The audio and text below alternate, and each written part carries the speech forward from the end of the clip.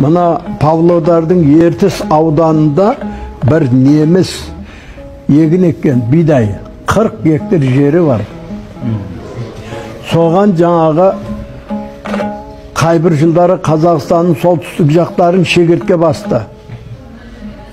Ресейде парламентте қарады, саранча келе жатыр Қазақстаннан деп. Сол кезде анау егінді тып-типыл тапап кетеді екен. Сонда анау неміс Павлодарда біздің Тасболат деген қажымыз бар еді. Марқұм соған келіп, ей Тасболат, ты же знаешь, мои посевы, саранча идет. Мен енді мына шіркеуге патриархтардың алдына барсам болар еді. Бірақ мен соларды керек қылмай, мен саған келдім. Сделай что-нибудь. Бір нәрсе қылсайшы деді дейді. Сонда айттым дейді, мақұл. Айтқанды істейсің ба? Істейін. 3 қара ал. Қара мал. Одного зарежем. Жұртқа қазанға асып жегіземіз.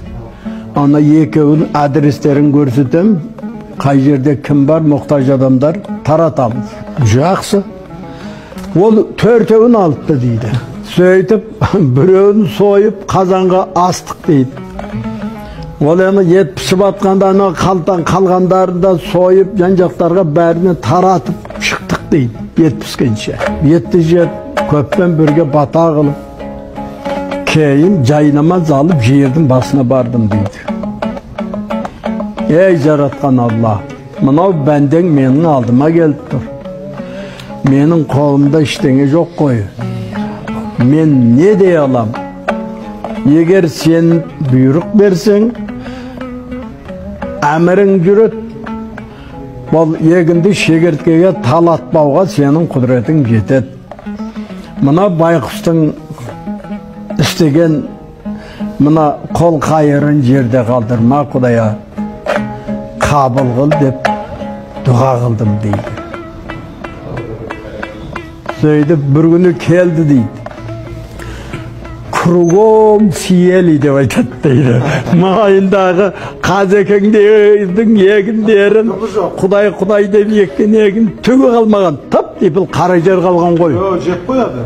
Менің жерімді ход одну стеблю нейтронный деп айтады дейді. Бір сабағына шегіртке тимеді деп айтты. Әнекей. Содан бір күні мен көшеде келе жатырмын дейді. Ғиық деп жаныма машина тоқтат дейді. Жаяу келе жатқан ғой. Ей, Тасболат, ты что, пешком ходишь?